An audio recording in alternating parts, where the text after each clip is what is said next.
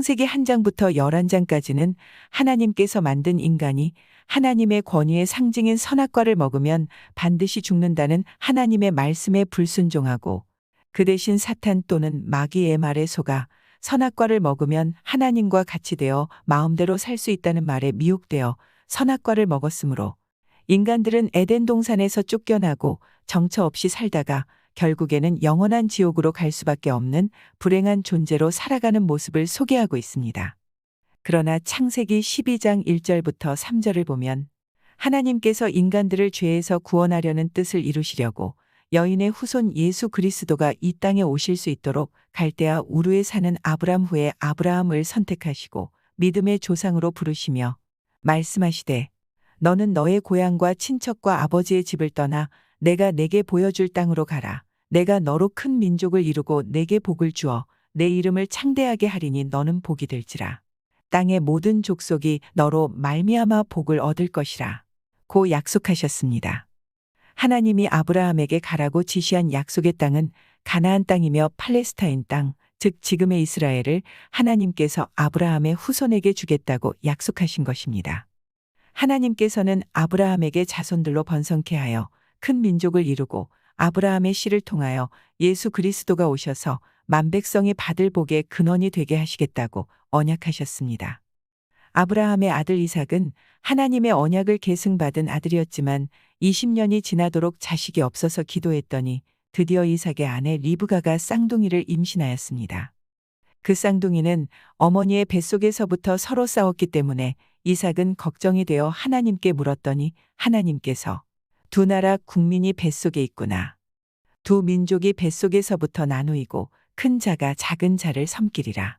고 말씀하셨습니다. 앞으로 태어날 형에서는 이삭의 장자이기 때문에 하나님이 아브라함에게 약속하신 장자의 축복을 상속받기로 되어 있었습니다. 그 당시 족장 시대에서 장자의 명분은 장자의 상속권을 뜻합니다. 그 집안의 장자는 그 가정의 아버지의 뒤를 이어 족장이 되는 권리를 갖게 되며 장자에게는 아버지의 유산을 다른 자식보다 2배로 상속을 받았습니다. 족장 시대에서는 족장의 장자들에게 장자권이 주어졌는데 특히 아브라함의 가문에 있어서는 특별히 하나님이 아브라함에게 약속하셨던 가나안 땅의 상속권을 이어받는 축복을 받았습니다. 그것은 하나님께서 아브라함의 후손을 통하여 메시아이신 예수 그리스도를 보내셔서 하나님의 나라를 만들겠다는 하나님의 언약을 장자권을 통해 계속 축복하는 것입니다. 그리고 장자권을 받은 아들은 제사를 지냈고 예언적인 축복과 저주를 내릴 수 있는 권한이 있었습니다. 아브라함의 아들 이삭의 아내 리브가가 쌍둥이를 임신했을 때 그 쌍둥이가 태어나기 전에 하나님께서는 이미 에서가 하나님 언약의 계승을 의미하는 장자의 명분을 소홀히 여길 것을 아셨고 동생 야곱은 장자의 명분을 사모하는 사람이란 것을 하나님은 미리 알고 계셨습니다. 그래서 하나님께서는 이삭의 아내에게 장자의 권리를 계승할 자는 형이 아니라 동생이라고 예고하셨습니다. 드디어 리브가가 해산할 기한이 차서 쌍둥이를 출산했습니다. 먼저 태어난 형은 붉고 전신이 털옷 같아서 이름을 에서라 하였고 그 후에 나온 동생 야곱은 먼저 태어난 형의 발꿈치를 손으로 잡고 태어났으므로 형 에서의 축복을 빼앗으려는 모습처럼 보여서 이름을 야곱이라고 불렀습니다. 야곱은 히브리어로 뒤를 쫓는 자 또는 발 뒤꿈치를 잡은 자라는 의미도 있고 속이는 자, 사기꾼이란 뜻도 가지고 있습니다. 그런데 야곱과 에서가 장성하게 되었을 때에 둘의 성격과 행동은 아주 대조적이었습니다. 형 에서는 익숙한 사냥꾼이었으므로 야생에서 사냥하는 들사람이 되어서 사냥한 짐승을 요리하여 아버지 이삭에게 드렸으므로 아버지의 사랑을 받았습니다. 반면에 야곱은 조용한 사람이었고 주로 장막 안에 거주하면서 어머니의 집안일을 도와주었으므로 어머니의 사랑을 받았습니다. 어쨌든 야곱은 아브라함에서 이삭으로 그리고 형 에서에게로 이어져가는 장자권을 부러워했기에 야곱은 에서보다 먼저 그 장자권의 축복을 받을 기회를 노리고 있었습니다. 어느 날 야곱이 팥죽을 쏘았는데 그때 에서가 들에서 사냥하느라 지쳐서 돌아왔습니다. 에서가 야곱에게 끓인 그 팥죽을 좀 달라고 하니 야곱은 형 에서가 배고픈 기회를 이용해서 형에게 있는 장자의 명분을 나에게 팔면 팥죽을 주겠다. 고 제안했습니다. 그러자 에서는 지금 내가 배가 고파 죽을 지경인데 그 장자권이 무슨 소용이 있겠느냐. 고하며 대수롭지 않게 대답했습니다. 그때 야곱이 에서에게 이 팥죽을 먹고 장자의 명분을 내게 파는 것을 맹세하라. 고했습니다. 에서는 영적인 축복에는 별 관심이 없었기 때문에 에서는 팥죽 한 그릇을 먹기 위해서 장자의 명분을 가볍게 여겨 맹세까지 하고 야곱에게 장자의 명분을 팔았습니다. 야곱은 그 이름대로 비겁한 수단을 써서 형 에서로부터 장자의 명분을 탈취했습니다. 지금 이 세상에는 에서같이 먹고 사는 데에 정신이 팔려서 하나님이 필요가 없고 하늘의 영생에는 관심이 없는 사람이 많습니다. 그러나 야곱은 세상적으로 보면 사나이답지 못한 남자이며 온갖 수단과 방법을 써서라도 자기의 목적을 달성하려는 비겁한 남자이지만 영적으로 보면 야곱은 하나님 나라를 너무나 사모한 사람이었습니다. 세월이 지나 이삭은 나이가 많아 눈이 어두워 잘 보지 못하고 영적인 분별력도 약해졌습니다. 이삭은 그가 사랑하는 장자 에서에게 자기의 뒤를 이어서 장자권의 축복을 해주어야 한다고 생각했습니다. 이삭은 에서를 불러서 자기가 죽기 전에 사냥을 해온 것으로 그가 즐겨 먹던 별미를 만들어 오면 먹고 마음껏 장자권의 축복을 주겠다고 했습니다. 이삭의 아내인 리브가는 맏아들 에서가 사냥하러 나가자마자 급히 야곱을 불러서 눈이 어두운 이삭을 속여 야곱에게 장자권의 축복을 받게 하려는 계획을 얘기했습니다. 어머니 리브가의 계획을 들은 야곱은 어머니의 지시대로 염소떼에 가서 좋은 염소 새끼 2마리를 가져왔고 그것으로 리브가는 이삭이 즐기는 별미를 요리해주고는 야곱에게 아버지 이삭에게 가져다 주고 장자권의 축복을 에서 대신에 먼저 받으라고 시켰습니다. 하나님의 모든 복의 약속이 장자를 통해 계승된다는 사실을 야곱이 이미 알고 있었기 때문에 야곱은 장자권에 자신의 목숨을 걸 만큼 소중하게 생각했습니다. 야곱은 형 에서의 의복을 입고 또 그의 손과 목에 매끈매끈한 곳에는 염소 새끼의 가죽을 입고 아버지가 좋아하는 별미와 떡을 가져다 드리고는 눈이 어두운 아버지에게 가서 자신을 장자인 에서라고 속였습니다. 눈이 어두운 아버지 이삭은 목소리가 좀 이상하다고 느꼈지만 에서 옷에 향취를 맡고 염소 털을 덮어서 에서처럼 꾸민 손에 속아서 야곱을 에서라고 생각하고 야곱에게 마음껏 축복했습니다. 이 사건으로 하나님이 아브라함에게 내리셨던 축복은 이삭을 거쳐 야곱에게 계승되었습니다. 이삭이 야곱을 축복하고 난 후에 형 에서가 사냥해서 돌아와 별미를 요리해 아버지 이삭에게 가지고 왔습니다. 하지만 에서는 동생 야곱이 아버지를 속이고 자기 대신에 장자권의 축복을 받았다는 사실을 알게 되어 야곱에 대해 심히 분노했습니다. 그리고 에서가 아버지 이삭이 죽을 때가 가까이 오면 야곱을 죽일 것이라고 말하는 것을 리브가가 들었습니다. 리브가는 에서가 야곱을 죽일까봐 남편 이삭에게 부탁하여 야곱을 가나안 사람의 딸이 아닌 하란에 있는 외삼촌 라반의 딸을 아내로 삼도록 지시하여 라반의 집으로 피신하게 했습니다. 그래서 야곱은 하란으로 도망을 갔습니다. 형 에서가 죽일까 두려워서 급하게 집을 나선 야곱은 몸에 지닌 것이라고는 기름 한 병뿐이었습니다. 그때는 가족 중심의 사회이었기에 정든 가족과 고향을 떠나는 너무나 슬픈 마음과 아무 연락 없이 지냈던 삼촌 집으로 찾아가는 두려움과 앞으로 형이 나를 찾아와서 죽일지도 모르고 앞으로 무슨 일이 닥쳐올지도 모르는 두려운 마음으로 정처 없이 도망을 갔습니다. 어느덧 해가 지고 야곱은 광야에서 부드러운 베개도 아니고 딱딱한 돌베개를 머리에 베고 자려니 잠을 잘 수가 없었습니다. 그래서 야곱은 홀로 외롭고 괴롭고 죽고 싶은 절망적인 심정으로 누워 있었습니다. 그런데 이렇게 야곱이 인생에서 가장 큰 두려움 가운데 있을 때에도 하나님께서는 야곱의 꿈에 나타나서 하나님 자신을 먼저 보여주셨습니다. 창세기 28장 12절부터 15절을 보겠습니다. 12절을 보면 꿈에 본즉 사닥다리가 땅 위에 서 있는데 그 꼭대기가 하늘에 닿았고 또 본즉 하나님의 사자들이 그 위에서 오르락내리락 하고 라고 기록하고 있습니다. 그리고 하나님께서 야곱에게 주신 말씀이 있는데 몇 가지 중요한 축복이 있습니다.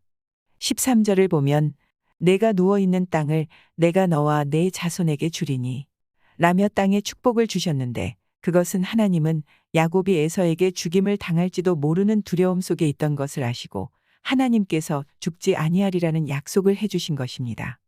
14절을 보면 내 자손이 땅에 티끌같이 되어 내가 서쪽과 동쪽과 북쪽과 남쪽으로 퍼져나갈지며 땅의 모든 족속이 너와 내 자손으로 말미암아 복을 받으리라. 라고 말씀하셨는데 그 의미는 야곱의 자손을 통해 메시아 예수 그리스도가 오실 것이라는 축복을 하신 것입니다. 15절을 보면 내가 너와 함께 있어 내가 어디로 가든지 너를 지키며 너를 이끌어 이 땅으로 돌아오게 할지라. 내가 내게 허락한 것을 다 이루기까지 너를 떠나지 아니하리라. 고 말씀하셨는데 야곱이 어디로 가든지 같이 할 것이라는 축복을 약속하신 것입니다. 야곱의 꿈에 하나님께서 주신 이 약속은 야곱을 통하여 하나님이 통치하는 하나님 나라를 이 땅에 세우시겠다는 뜻입니다. 16절을 보면 야곱이 잠이 깨어 일어나서 놀라운 신앙을 고백을 하는 것을 볼 수 있습니다. 야곱이 잠이 깨어 이르되 여호와께서 과연 여기 계시거늘 내가 알지 못하였도다. 라고 하면서 야곱은 두려워했습니다. 많은 사람들이 하나님을 믿는다고 하면서 실제로는 하나님을 만난 체험이 없이 습관적으로 신앙생활을 할 때가 많습니다. 그들이 알고 있는 하나님은 부모의 하나님이든지 다른 사람들의 하나님입니다. 비록 그들이 교회는 다니지만 직접 하나님을 체험해 보지는 않았기 때문에 형식적인 믿음을 갖고 있습니다. 하나님을 체험하지 못한 그들의 신앙은 습관적이면서 형식적으로 교회를 다닐 뿐입니다. 야곱이 이때까지 알았던 하나님은 할아버지 아브라함의 하나님, 아버지 이삭의 하나님이었는데 그렇게 말로만 듣고 알았던 하나님을 이제 자신이 체험을 통해 살아계신 하나님을 직접 만나고 나니 다른 사람의 하나님이 아닌 야곱 자신의 하나님으로 믿기 시작하게 되었습니다. 야곱이 꿈에서 깨어난 후 그가 형 에서와 아버지 이삭에게 죄를 짓고 도망가는 신세인데도 자신에게 찾아오셔서 축복해 주시는 하나님을 체험하고 나서야 야곱은 나의 하나님을 비로소 깨닫게 되었습니다. 야곱은 하늘과 땅에 충만하신 하나님께서는 이 세상 어디든지 찾아가셔서 그를 찾는 죄인을 축복하신다는 것을 깨닫고 하늘의 눈이 열리는 영적인 사람이 되었습니다. 진정한 신앙은 머리로 이해하는 지식적인 신앙이 아니라 살아계신 하나님을 직접 체험하는 신앙입니다. 다른 사람의 하나님이 아니라 나의 하나님을 체험해야 합니다. 그리고 야곱은 잠이 깨어 이르되 여호와께서 과연 여기 계시거늘 내가 알지 못하였도다. 라고 했는데 그러면 그날 밤에 하나님이 야곱의 꿈에 안 나타나셨다면 하나님이 야곱과 함께 하지 않는 것일까요? 아닙니다. 하나님은 이미 야곱이 태어나기 전부터 야곱을 아셨고 야곱은 하나님 없이는 살 수 없는 사람이란 것도 아셨습니다. 그래서 하나님은 이미 야곱에게 하나님 언약을 계승받을 축복을 주시려고 계획했던 것입니다. 창세기 28장 20절에서 22절을 보면 야곱이 서원하며 하나님께 기도한 내용이 나옵니다. 하나님이 나와 함께 계셔서 내가 가는 이 길에서 나를 지키시고 먹을 떡과 입을 옷을 주시어 내가 평안히 아버지 집으로 돌아가게 하시오면 여호와께서 나의 하나님이 되실 것이요 내가 기둥으로 세운 이 돌이 하나님의 집이 될 것이요 하나님께서 내게 주신 모든 것에서 10분의 1을 내가 반드시 하나님께 드리겠나이다.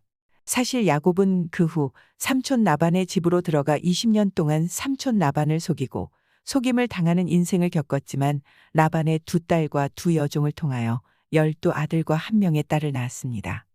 창세기 32장을 보면 야곱은 그 후에 아버지 이삭이 사는 가나안으로 돌아가는 도중에 야곱을 죽이려고 400명의 군사를 데리고 달려오는 에서가 두려워 가족들을 앞서 보내고 그는 홀로 야복 나루에 남아서 기도했을 때에 하나님이 나타나셨습니다. 야곱이 하나님과 씨름하면서 하나님이 야곱에게 축복하지 않으시면 못 가게 하겠다고 끈질기게 붙잡고 애원하며 간구하자 하나님은 야곱을 축복하시고 그의 이름을 이스라엘이라 바꾸어 주셨습니다. 그래서 오늘날 이스라엘 나라가 생겼습니다. 그리고 하나님은 야곱을 죽이려는 에서의 마음을 움직여서 야곱을 끌어안고 화해하게 하셨습니다.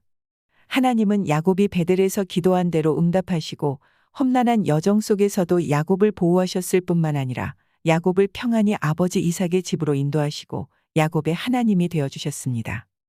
인간이 죄와 허물 속에서 고난 가운데 절망하며 살다가 돌베개를 벤 것 같이 잠 못 이루며 한없는 외로움과 괴로움 속에 지쳐 누워있는 모습이 바로 오늘날 우리들의 모습입니다. 여러분 중에서 혹시 죄와 허물 속에서 살다가 지쳐서 죽고 싶은 생각이 드신 적이 있으십니까? 앞으로 우리는 어떻게 살아야 하나? 무슨 일이 일어날까? 이런저런 이유로 언제 죽을지 모르는 두려움 속에서 살아가지는 않습니까? 야곱에게 돌베개는 고난처럼 보였지만 그때가 비로소 하나님을 만날 수 있는 기회가 되었고 축복의 계기가 되었습니다.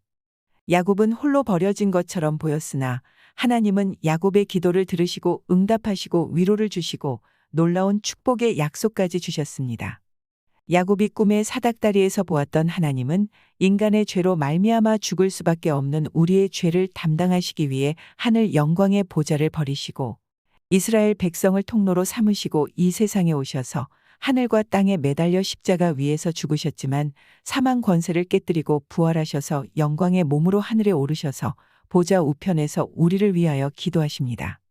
하늘의 하나님과 땅의 인간에게 사닥다리를 놓고 전능한 하나님을 만날 수 있는 사닥다리를 우리에게 연결해 주시는 예수 그리스도로 말미암아 하나님은 우리의 기도를 들으시고 응답하십니다. 세상의 어떤 종교도 사람이 만든 사닥다리에 불과할 뿐 인간이 만든 사닥다리로는 하늘까지 닿을 수 없습니다. 요한복음 14장 6절에서 예수님은 내가 곧 길이요 진리요 생명이니 나로 말미암지 않고는 아버지께로 올 자가 없느니라 고 말씀하셨습니다. 하늘과 이 땅을 연결하는 사닥다리가 되시는 예수님을 믿고 하나님께 기도함으로 응답을 받고 하나님의 보호를 받으며 살아가는 여러분이 되기를 축원합니다.